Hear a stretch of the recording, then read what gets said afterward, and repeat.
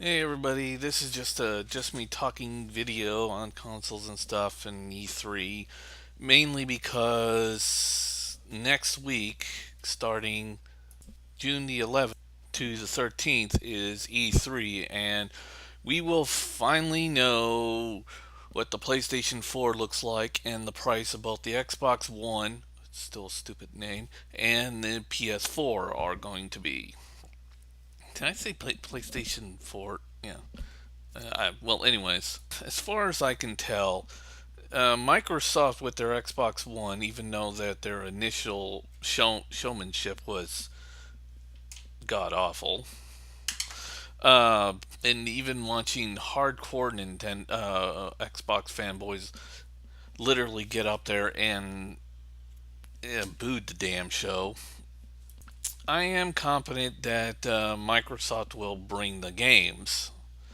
What type of games? I have no idea. I mean, most definitely another Gears of War and Halo, of course. Even though the Gears of War's franchise has been used to death, but, and it's on its way of dying. I mean, John Carmack only wanted to make three Gears of War games, and the fourth one didn't really sell as well as they had expected. Shock of shocks.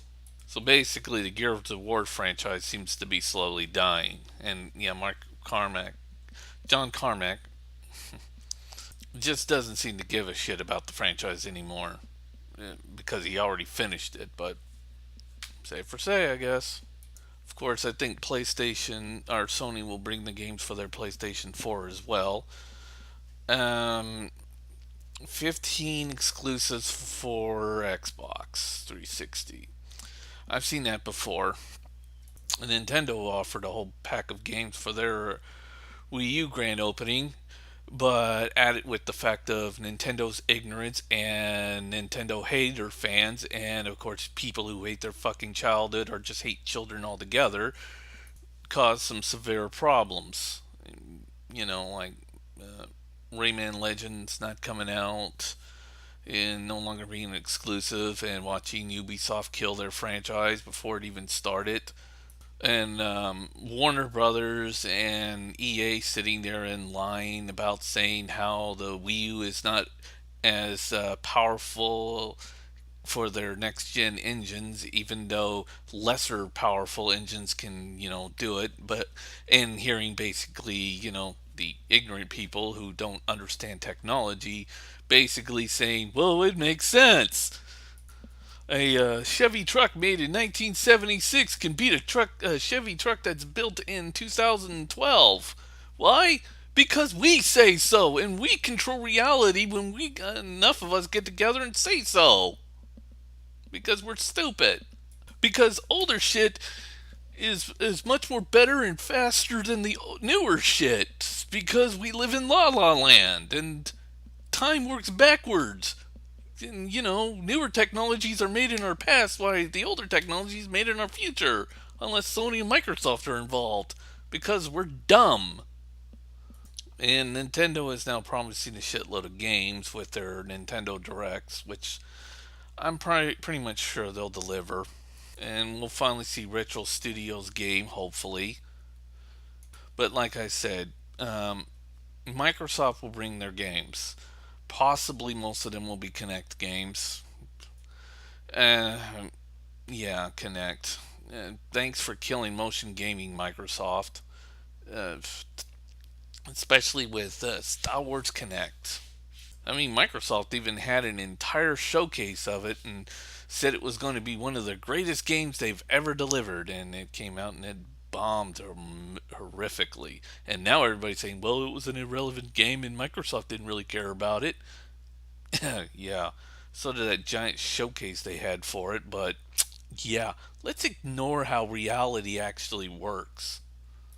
Or the fact that Microsoft had this huge advertisement for it and said, and quite basically even made a large portion of one of their E3 shows and centered around that game.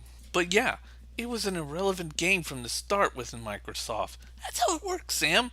You have a large announcement and it's irrelevant because it bombed, and you don't want anyone to know that Microsoft created a god awful game. But also, and going on a sidetrack here, I also think that Sony will probably show their controller, maybe redesigned a little. Just it's typical what Sony does. Nintendo does it too.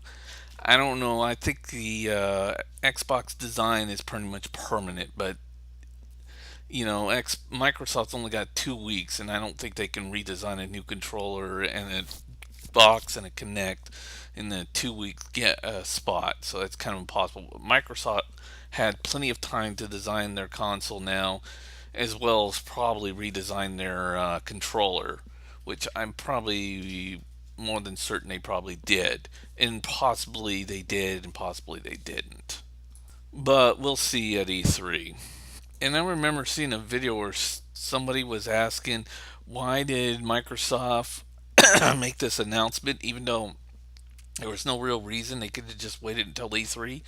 Well, simple reason is that Sony beat them to the punch on the announcement, and Microsoft, like I said, it's kind of got an ego about them. They don't like to be pushed certain ways on certain things, and they don't like it when other people kind of beat them to a punch that they want to go to.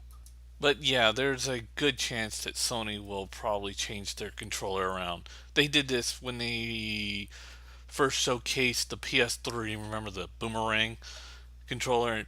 Then they changed it to the controller that everybody is used to now, and then they rechanged that controller. Kept the same shape, just put in some dual shocks in there because yeah, having a controller without any real vibration in there was not a good idea for Sony. Of course, they were doing it because of legal lawsuits and all. And of course, Microsoft was nice enough to uh, in in that dispute outside of the courts. But yeah, copyright infringement. Always fun when two companies do it and still get famous over it. And of course, Sony will show off their multimedia features on their PS4 as well. It won't be as overdone as Xbox One, or my opinion on Xbox One still holds.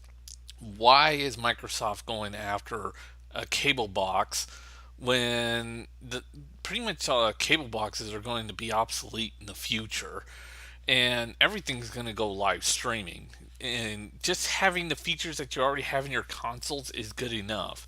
And this fast switching idea, I don't think it's that great of an idea. I mean, yes, it looks nice switching between games and television and application, but using three whole OSs, yes, that will give you the fast switching, but it will also fucking eat through your RAM like it's no tomorrow. So I don't understand. Because right now it's just better to keep it all simplistic as much as humanly possible. Keeping your operating system simplistic and not adding more and more and more complications onto it is not the way to go, and that's pretty much why I'm not really liking the Xbox One. And yeah, I'm not a Microsoft fan, and I'll probably never even buy a Microsoft product ever again because of the money they took from me. And their Xbox One is a load of bullshit, but it's got a bunch of fans out there who's basically saying, "Well, it helps me get. It's got great internet connections for my games, even though I'm getting publicly raped and paying for shit that I shouldn't really be paying for. Like I'm paying for Netflix 2 times in a row on one console, even though it's a self-paying fucking app." Meaning that the people who own Netflix pay to have Netflix work on Xbox Live more than you're actually paying. The money you're paying Microsoft to have Xbox on your, Xbox. I mean, to have Netflix on your Xbox through your Xbox Live account. That money is just going to, and they don't even need it for all those servers anymore, since there are now self-making servers out there.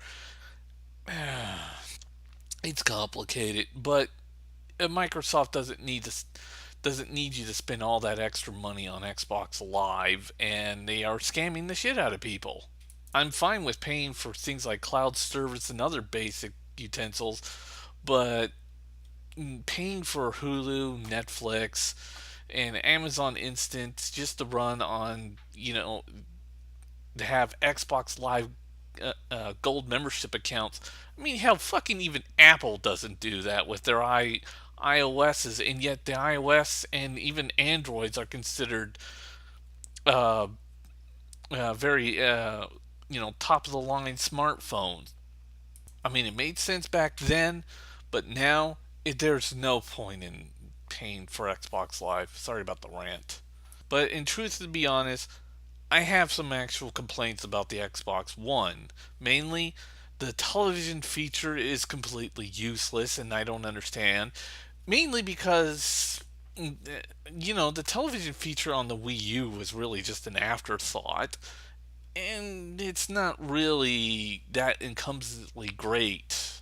I mean, it's nice that it's there, but I don't even have a fucking cable box, so that TVII that was created by the same people who made the iOS and Android and the Windows Phone app called iTV. Those people made the Nintendo TVII. From what I understand, they insisted on making it, but it really doesn't add anything. Of course, everybody's all thinking that that TV button was the whole reason why they had that giant controller. No, it wasn't. The whole reason why they had the giant controller is they wanted you to work with two screens. But it seems that Nintendo, with every update to their Nintendo Wii U, basically functionality of the gamepads is lessening more and more and more and more and going towards more the Pro controller, which is what most of the customers want. Odd, huh? And yeah, I never agreed with the giant gamepad controller. It's a nice controller, but you know, why is it the main controller? It shouldn't, and I shouldn't have to require that controller to play most of the games or just to start the fucking application or go to the eShop or any of that shit. It shouldn't be my main controller for the fucking console. And I've always thought about that. And I've always said that. But instead, everybody will like to say that, older technology is better than newer technology because somehow technology is now warping backwards. Yeah. So a Radeon 900 can now beat a Radeon 4700. Yeah.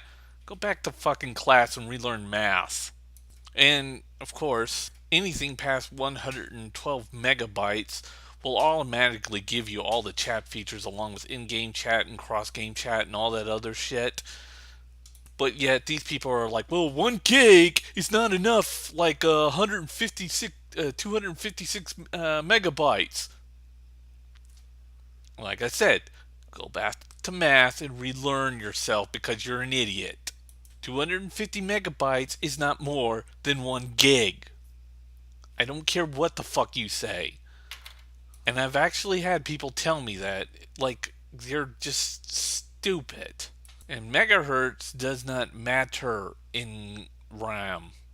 I mean, mostly RAM just handles garbage files, anyways. And the reason why the PlayStation 4 RAM is better than the Xbox 360 RAM is that the PlayStation 4 is using newer RAM, the GDDR RAM, or GDDR5 RAM, why Microsoft is using GDDR3, which is about to no longer be in use, but yep, Microsoft wants to stick with that. I don't know why. And it really has nothing to do with the megahertz. It's just that one's newer and the other is older and about to become obsolete. And of course, Microsoft is going after a function on your TV that will probably won't be around for very much longer. I can go channel surfing with my voice. Yeah, nobody really channel surfs anymore. Mostly everybody just gets on the computer and just sees what's on there instead now. Or just sees what's on Netflix, Hulu, or, what new movies they can rent off of Amazon Instant Video, or in most cases, just go to nearest Redbox and get something from there. because streaming, video images is becoming better and better. And yes, I've said it 100 times, streaming video games doesn't exactly work. And it still doesn't work. That's why on live it's still a failure. Streaming video games probably won't even happen for another 30 or 40 years anyways.